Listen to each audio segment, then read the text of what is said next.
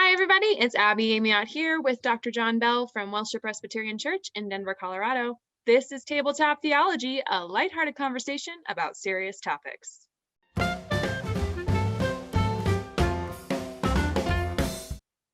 John. Hello, Abby. Now we're in countdown here. This is your second to last, or is this your last? This is not Second your to last. And assuming the world, assuming nothing happens next week where we can't record, we plan to do one more. God willing, it's your second to last. Yes, we will do one more.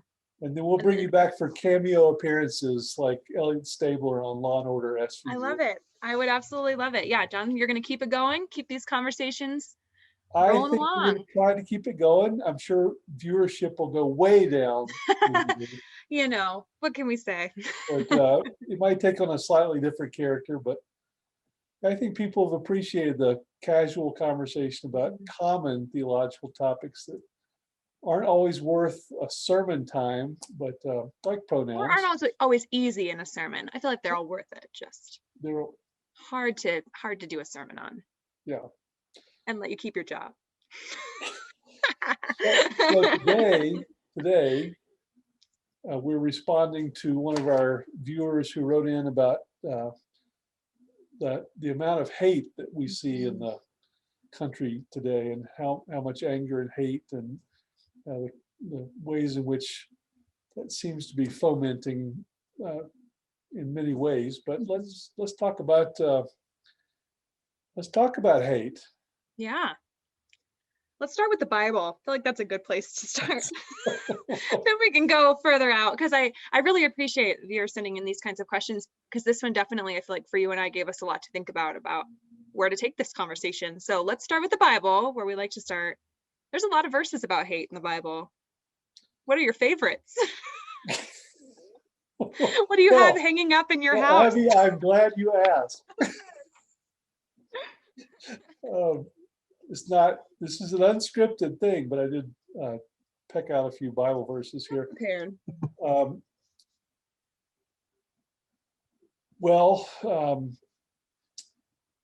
I think a good one is if anyone says, I love God, and hates his brother and sister, he's not, or she's not worthy of the kingdom of God. And I think that's very interesting in light of today's, venom, is that people don't seem to have a problem going to church, worshiping and thanking God and loving God, and then expressing extreme hatred for the person who doesn't agree with them on politics or religion or sexuality or pronouns. And it's the correlation's pretty clear. Jesus says, if you love God, you really must love your neighbor. That's sort of part of it. So, I just wish all these Christians who are claiming to love God so much would remember what Jesus said about, hating people, and you're just a hypocrite if that's the case. And that's a nice verse in the Bible about hate, one that we can all get behind, I think. There's just a couple that I don't really like, namely from Jesus, amazingly, that I don't love what he said about it. I think you're referring to, perhaps one of them is, if you don't hate your mother and father and wife and child and brother and sister, if you don't hate all them, you're not worthy of the kingdom of God. And hopefully people don't take that verse literally. We talked about literal interpretations, but as a preacher, and Jesus was a preacher, we speak in hyperbole a lot of times, exaggerated context to make a point. And the point Jesus was making is that your loyalty to Christ, your loyalty to God has to be so sincere and so strong that it almost seems as if you might hate your own family members. But that's a relative term. I hope to God he didn't mean you should actually hate your wife or your children. I mean, I just, Be a that, real awkward family reunion. well, we talked about biblical interpretation last Mhm. week, and that interpretation does not pass the rule of love or Mm-hmm. a Christ-centric interpretation. So however you come to a verse like that, you've got to remember Jesus was fundamentally love. God is love. And so to suggest that your relationships would be anything, in fact, to extend that further, Jesus says it's not enough to love it's not in the Sermon on the Mount, you must love your enemies. Mm. It's not just enough to love your family or your neighbors. You have to love your enemy as well. And in some cases, I think, well, in some way, I think that could be the real test of the Christian is, do you in fact love your enemies and pray for those who persecute you? Mm. Because that's pretty clear. That's in the Sermon on the Mount, and a pretty consistent theme in the New Testament. So it strikes me that the Bible does say so much about hate, because I feel like this is such a human condition. We love to hate things. Like, as a human society, we love to just target our hate toward individuals or toward groups of people. Kind of that mob mentality, I think, comes about pretty easily to humans. I mean, Free Britney, right? The whole Britney Spears documentary that's going on right now. We loved to hate Britney Spears in the early 2000s. So I wonder if you could speak a little to that, of our human nature there. Well, and Abby, in all the weeks we've been doing that, you've never stolen one of my good lines I'm before. sorry, I just did. I'm so sorry. In our little pregame, I mentioned the Mhm. current Britney Spears flap, but yeah, a good example. People love to pile on when it's popular to hate somebody, and take Ted Cruz's recent thing, all this outroar, all this, over leaving Texas, and it becomes popular and gains smiles and almost endears you to others when you gang up your venom towards different things. So a book given to me by a legendary salesman at Aflac, the insurance company, Duke Miller. He gave me a book called Extraordinary Popular Delusions and the Madness of Crowds. And it's actually about economic theory. And I actually majored in economics, so he knew I would enjoy it. But in the opening foreword, it said, there's a quote, Schiller's dictum: anyone taken as an individual is tolerably sensible and reasonable. As a member of a crowd, he at once becomes a blockhead. And since you stole my line, you said in our little pregame that you think anybody joins the crowd loses 15-20% of their IQ. Just real right off the bat. What did you mean by that, Abby? Well, I think, like, when we start getting in groups, we stop thinking quite as rationally in a lot of ways, and we sort of just want to. This is a great example. At our staff lunches back in the day, when we were all together for staff lunches, we would try to outdo each other with the most depressing story. We would just keep getting worse and worse and worse. And none of us are super depressing as individuals, but together we like to bring the crowd down. And I think there's something to that, of when you're together with a crowd, you want to make the weird choices that you wouldn't normally do. It was not a phenomenon we tried to instill. It just happened. Someone would say, like, well, my dog, broke a nail. And then someone else would say, well, you think that's bad? My dog broke her leg. And then I read a story about a dog You think dying. that's bad? My dog got run over by a car. You think that's bad? It just, a little like that SNL skit of the Debbie Downer. We just loved to do it. And I think there's something to that. Yeah. And hate functions in that way. It's like if someone says, I hate Tom Brady. Yeah, I hate Tom Brady too. And oddly, that's a bonding experience. It's not a healthy one, but it's like you come together over your shared dislikes, over your passionate dislikes, over your hate. And then the mob mentality, the crowd mentality takes over, and it's just out of control. And I think that's where we are as a country.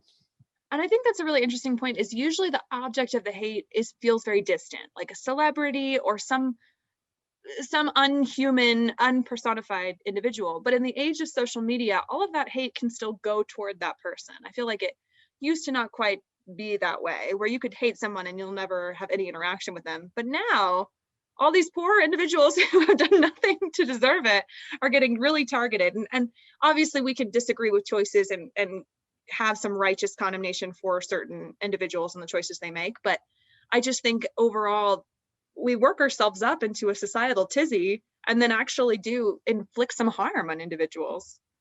I'm not sure I've ever heard the term societal tizzy. That's what it feels like it is to me a little bit. It was great. Well, thanks. You know, we're full of good lines today, John. I edit my sermon today. Yeah, hate just sort of compounds itself, and I don't, sometimes people couch it in terms of righteous wrath. That this is a positive thing to really hate someone or somebody. You've heard all your life the term love the sinner but hate the sin. And that's a nice phrase and probably accurate, but where is that line? It's very hard. Where do you draw that line? Especially when Jesus asks us not to judge, lest we be judged.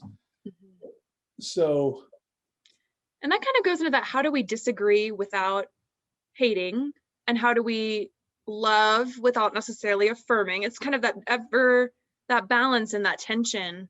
I always think back, when I think about disagreement, to a adult education class at Welsher, probably 2 or 3 years ago now, and we watched a TED Talk about what it feels like to be wrong and what we think when someone disagrees with us. And it's a wonderful TED Talk, highly recommend. But one of the things it talks about was there's 3 stages of disagreeing with someone, where you think they just need more education. I forget the middle one. And finally you're you just think they're stupid and there's no way, they're clearly just incapable of understanding the right way of viewing. And I think that's kind of where we are, as we jump to that 3rd phase of just assuming people who disagree with us are stupid and therefore not worthy of our respect, essentially.